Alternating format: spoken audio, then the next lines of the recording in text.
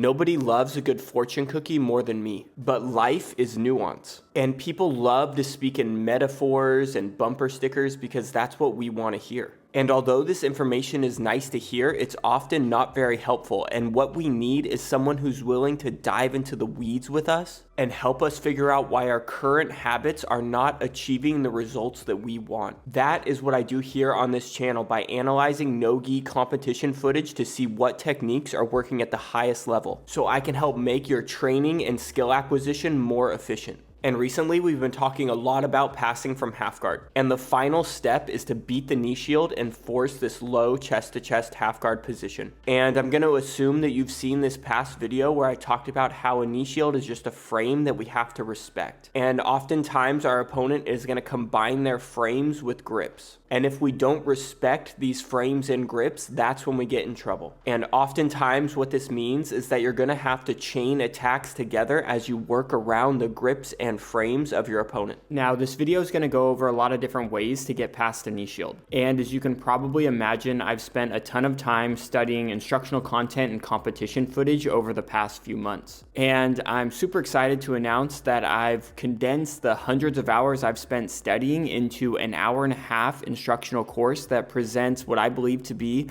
the most effective techniques at passing half guard and the best ways I've found to implement them into my training to maximize my skill development. So if you're interested, there'll be a link down in the description that will take you to the course preview video, and you'll see a big red banner explaining that I'm limiting the sale to 50 people. This is not a short-term thing for me, and I plan on making many more courses in the future. And personally, I've experienced tremendous growth in my guard passing, but since this is my first course, I really want to make sure you all are experiencing those same results. So I'm limiting the initial launch to 50 people who are definitely going to be the early adapters and people that I want to get feedback from, so I can collaborate with them, make the necessary changes, and then release it once again to the rest of the world. So if you go to make the purchase and you're taken to this page here, that means you are a bit slow to pull the trigger, but I will notify you when the course is re-released with the modifications to the rest of the world. And now let's dive into the video and go over a bunch of ways to get past the knee shield.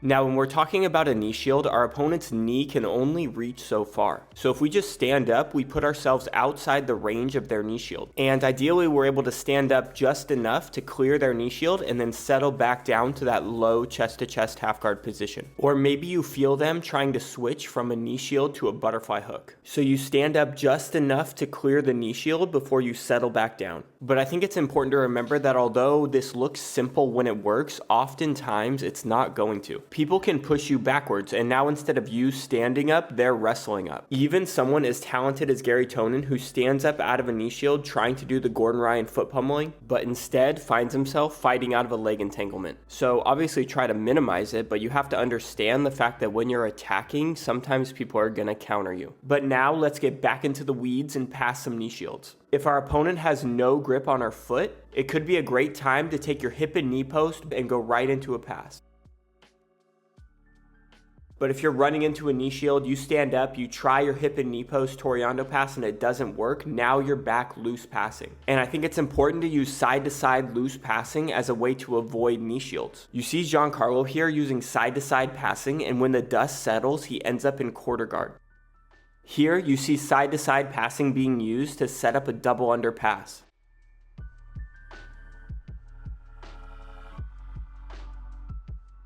In the background here of the B team footage, you can see side-to-side passing being used beautifully. So the idea is if you're in a knee shield, you can always stand up and go into your loose passing. Or worst case scenario, you stand up and fight yourself out of leg entanglements and grips. But once you do, you can go right into your loose passing with the goal of forcing a half guard where they never had a knee shield to begin with.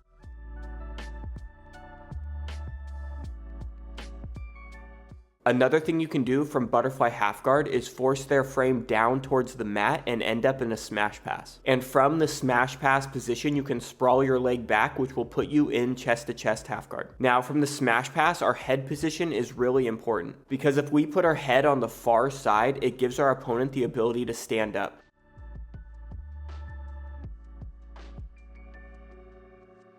where if our head is on the near side, it makes it very difficult for our opponent to get up, especially if we're controlling their leg. Now maybe you're someone out there trying to replicate the success of Khabib by doing this step over method to shelf the legs. But as your opponent defends, they often put themselves in the smash pass. And when they do, you can take your head from the far side to the near side, making it difficult for them to stand up. But it also makes it easy for them to free their bottom leg. And when they do, be ready to prevent their knee or butterfly hook from coming in and put them in chest-to-chest half guard. And if you think about it, previously we sprawled our leg back to allow them to free their bottom leg so we could force chest-to-chest half guard. Now, if you're not quite in the smash pass position because your opponent has their foot on the outside of your hip, I've heard this position called smashed half guard. And if you're in smashed half guard, it would be very nice if your opponent decided to hip escape because that would give you chest-to-chest half guard. But as the top player, we have to be a bit more wary from this position. If our head is on the near side, our opponent has the ability to go into attacks like an omoplata. Or even worse, if our head is on the far side, we can end up on a highlight reel. So one option could be to abandon the smash half guard and square back up to your opponent. And when doing so, making sure that your elbow wins the inside space. So as you dance your way to the other side, your opponent is not able to reinsert their knee shield. But maybe our opponent is just curled up like a ball and nothing seems to be working. And they're doing a really good job of keeping their knee framed against our shoulder. So we say, okay, I'm gonna threaten an underhook, and as you run from my underhook, now my shoulder has space to get underneath your leg so I can take a solid scoop grip. And with that scoop grip, I can go into an over-under pass to clear your knee shield and settle into half guard. Or maybe you're someone who's hyped on body lock passing right now and you're shelving legs left and right, but you can't seem to complete the pass.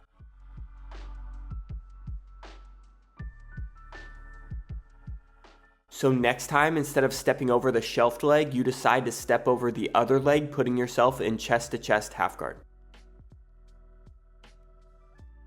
Another very popular way of clearing the knee shield is to use this overback grip. And ideally, the bottom player extends to push you away, which will clear their knee shield. Now, this is one I like to do a lot, but I would caution you when doing it if your opponent is grabbing your ankle. Because as you turn your hips for that overback grip, all it takes is a little nudge to tip you over. Now you can use a guillotine in a very similar fashion, where if the bottom player is extending away to defend the guillotine, it often clears their knee shield. But if they're staying more compressed and keeping that knee shield tight to their body, you can look for an opportunity to step over to mount. Now if you're using a guillotine to pass the guard, I think it's a bit more controlled if you have a butterfly hook of your own.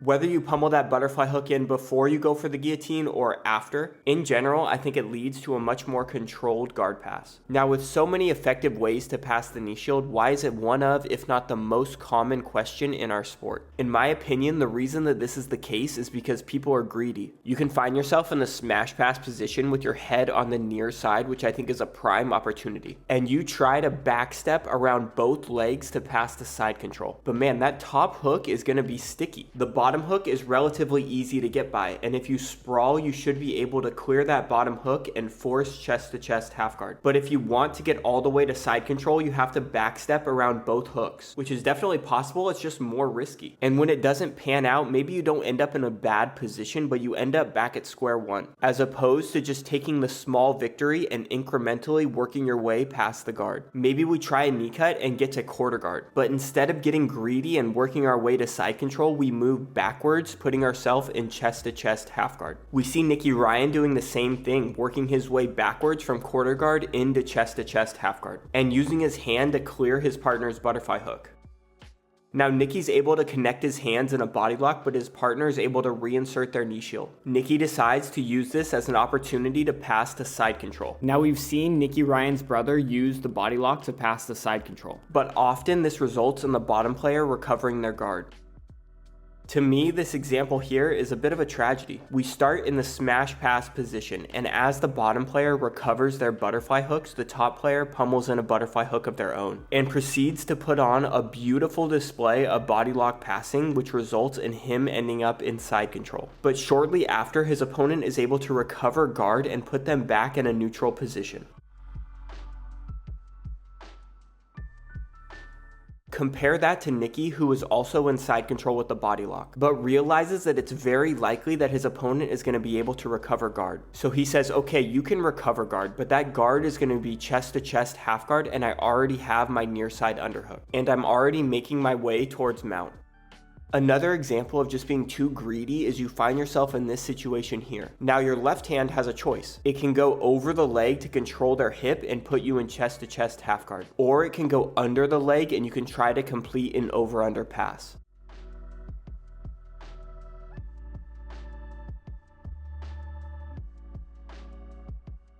So I think we complicate things by trying to achieve the best result possible. You don't need the best result. You're just trying to get past their knee shield and force a low chest to chest half guard, and we know what to do from there. Now this last example from Giancarlo I think represents perfectly what I'm trying to achieve with my own game, where we initially try to step past both legs, but that top hook is sticky. So we accept that and force the smash pass position. And we make sure to have our head on the near side, so when our opponent decides to get up, it's very difficult for them to do so. And you can hear Gordon Ryan telling him that his head position is perfect on the far shoulder and it's time for him to start collecting that far wrist.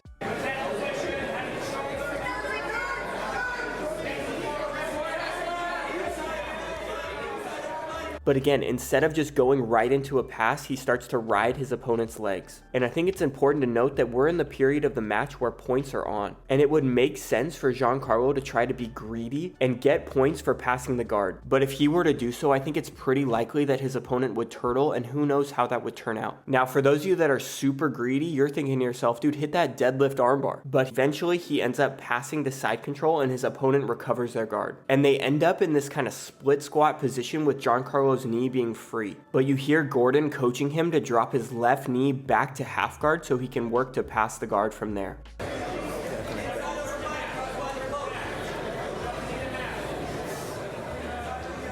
So ironically, Gordon Ryan, who is the richest athlete by far in the world of jiu-jitsu, is very happy and content with the little things when it comes to guard passing. Now, if I were you having just watched this video, I think a very logical response would be, okay, great, you just kind of threw a lot of information at us, but you said life is nuance. So what's the next step? What does it look like on a day-to-day basis when we're practicing these techniques and developing these skills? What resources should I use to learn these techniques? I think those are all great questions and ones that I'm honestly still trying to figure out the answer to myself. But I created this course to give you my best answer and a very clear outline as to what techniques I think are most effective, the resources I would use to learn those techniques, and how I go about drilling and implementing them into my own training. So if you're interested, be sure to check the link in the description before it sells out. And if you're here to just enjoy the free content, please be sure to leave a fist bump in the comments section to support the channel, and we'll see you in the next video.